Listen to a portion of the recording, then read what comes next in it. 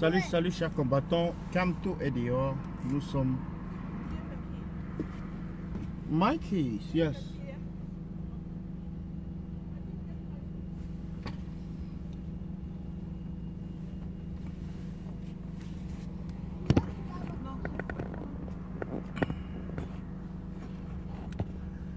Alors nous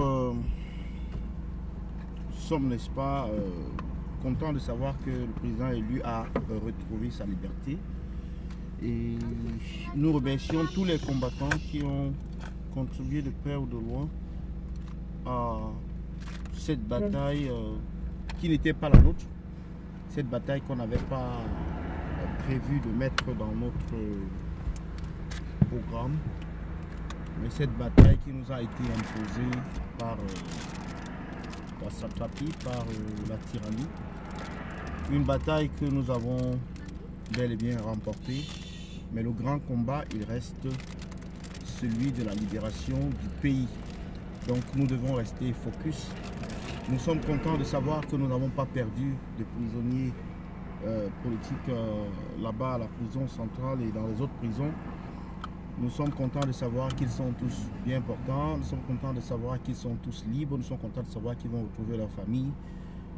Le déficit ou les dégâts commis, certains de ces dégâts ne pourront pas être réparés, comme par exemple ceux qui auraient perdu leur boulot, ceux qui ont, n'est-ce pas, perdu leur entreprise ou bien qui ont perdu des contrats, ceux dont les familles ont été divisées d'une manière permanente parce que, n'est-ce pas, au vu de leur absence, bien sûr.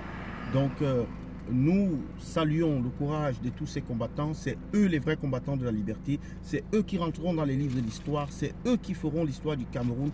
C'est eux qui donneront le courage à ceux-là qui restent encore timides et réservés, à ceux-là qui veulent prendre la place d'observateurs, de spectateurs. Non.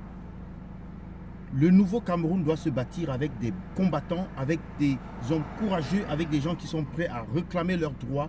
Et comme vous l'avez constaté avec le premier discours, n'est-ce pas, du président élu, il a essayé de recadrer un peu le combat, de dire, n'est-ce pas, ce que nous devons faire, ce que nous espérons achever dans les jours et les mois à venir.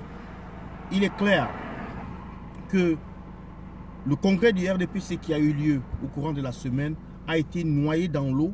Déjà, c'était un échec. Mais là, il a subi un enterrement anticipé avec la libération de ces prisonniers politiques dont le timing était questionnable d'une certaine manière. Non, ils voulaient mettre ça sur le compte de leur grand dialogue national. On n'a rien à foutre. Personne ne veut regarder ce grand dialogue national. Personne n'est intéressé. Personne ne veut savoir. D'ailleurs, même les gens ne se souviennent même plus de ça. C'est fini, c'est bon, c'est parti. C'est fini, c'est bon, c'est parti.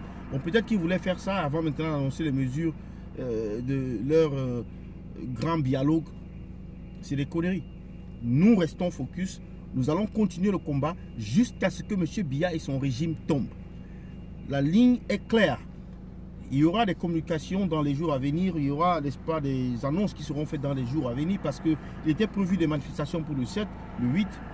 Mais là, puisque par rapport à ce qui s'est passé aujourd'hui, il y a une façon de dire, c'est-à-dire on doit revoir un peu cette stratégie et voir ce qui aura lieu de faire. Il y avait également des manifestations qui étaient prévues pour le, je sais pas, le 10. Il y avait le voyage de M. Biya qui est annoncé. Celui-là reste à l'ordre du jour. La base travaille toujours dessus. Donc les combattants doivent être prêts à répondre, n'est-ce pas, à l'appel et à donner à M. Biya une déculottée qui est plus importante que celle de Genève. Donc j'en ai terminé pour ce petit direct de ce soir. C'est juste pour saluer, n'est-ce pas, tous les combattants de la liberté qui ont retrouvé enfin leur liberté, arrêtés injustement, enfermés injustement, déportés injustement et aujourd'hui libérés d'une manière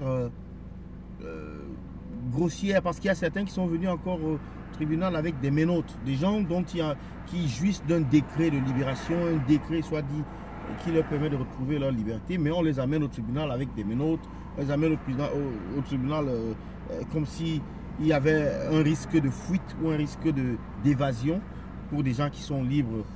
Vous comprenez que la sardine, elle est quand même quelque chose de drôle. Donc, sur ce, je vais vous quitter, chers combattants. Bonne soirée à vous et bon week-end. À demain, parce qu'on va développer bien ce qui s'est passé aujourd'hui, demain.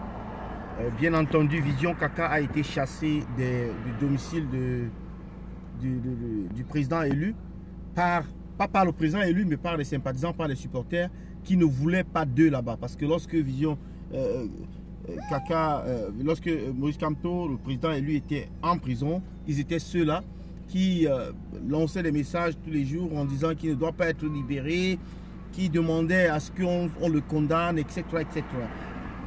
Il y a également Bimstar qui a fait un message sur les réseaux sociaux à l'encontre de Valsero. Et on a seulement trouvé ce message assez provocateur d'une certaine manière, parce que voilà des gens qui n'ont pas rendu visite, voilà des gens qui n'ont pas contribué de quelque manière que ce soit à la libération, qui n'ont jamais fait un tweet ou un message pour demander la libération de ce grand musicien qui n'a rien fait, mais qui a été arrêté simplement par rapport à ses idées, par rapport à ses œuvres. Et Bimstar, qui est une plateforme, devrait normalement se ranger du côté de la vérité, du côté de la justice. Mais non, ils ont choisi de se mettre, celui qui ne dit rien, il consent. Donc de se mettre du côté de l'oppresseur. Et aujourd'hui, ils vont sortir pour en parler, ou alors pour, n'est-ce pas, essayer de faire une récupération. Ce qui a été complètement balayé du revers de la main par Jumento, notre grand enquêteur et puis notre grand combattant des services secrets de la résistance. Nous allons, pour beaucoup, aujourd'hui, nous réjouir et puis nous allons essayer de savourer ce moment où on a retrouvé toute la famille combattante est en liberté.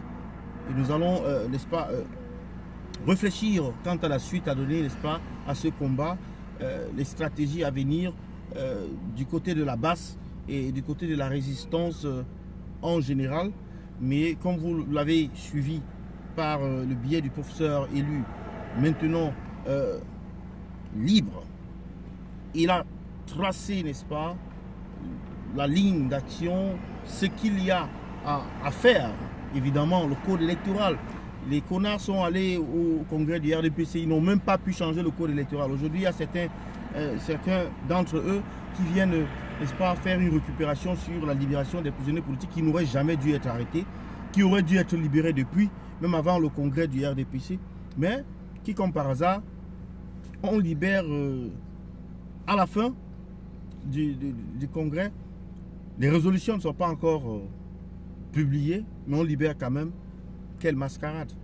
Il n'y a qu'au Cameroun qu'on voit certaines choses. Qui vivra, verra. Le combat continue. Nous restons focus. Monsieur Biya et sa clique doivent libérer le Cameroun. Il ne s'agit pas de libérer des gens arrêtés injustement. Il s'agit de libérer tout un pays. Le pays souffre de cette malgouvernance. Le pays souffre de ce système de gouvernance. Cette ultra-centralisation du pouvoir. Nous demandons un fédéralisme. Nous demandons, n'est-ce pas, que les communautés, les régions soient, n'est-ce pas, reconstituées pour en faire des États qui seront, n'est-ce pas, qui feront partie de l'État fédéral. Donc, nous exigeons et demandons la réforme du code électoral. Nous demandons et exigeons, n'est-ce pas, le fédéralisme.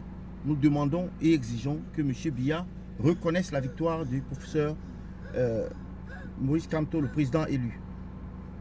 Et sur ce, j'en ai terminé. À demain, bon week-end à vous les gars. C'était juste un petit direct pour parler, n'est-ce pas, de la libération des prisonniers politiques, de nos amis combattants, les grands combattants, ceux-là qui rentrent, qui sont en train d'écrire l'histoire du Cameroun en lettres majuscules. Donc je salue tous les combattants, Maître Ndoki, Célestin Germain, Paul-Éric King, et Coca, et bien entendu Valsero, Mota, le président Mota. Vous êtes nos idoles, vous êtes nos messies, vous êtes nos anges.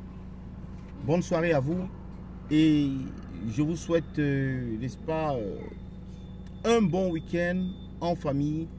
Savourer la liberté, celle qui n'aurait jamais vous avoir été retirée, celle qui n'aurait jamais, n'est-ce pas, celle qui n'aurait jamais été retirée.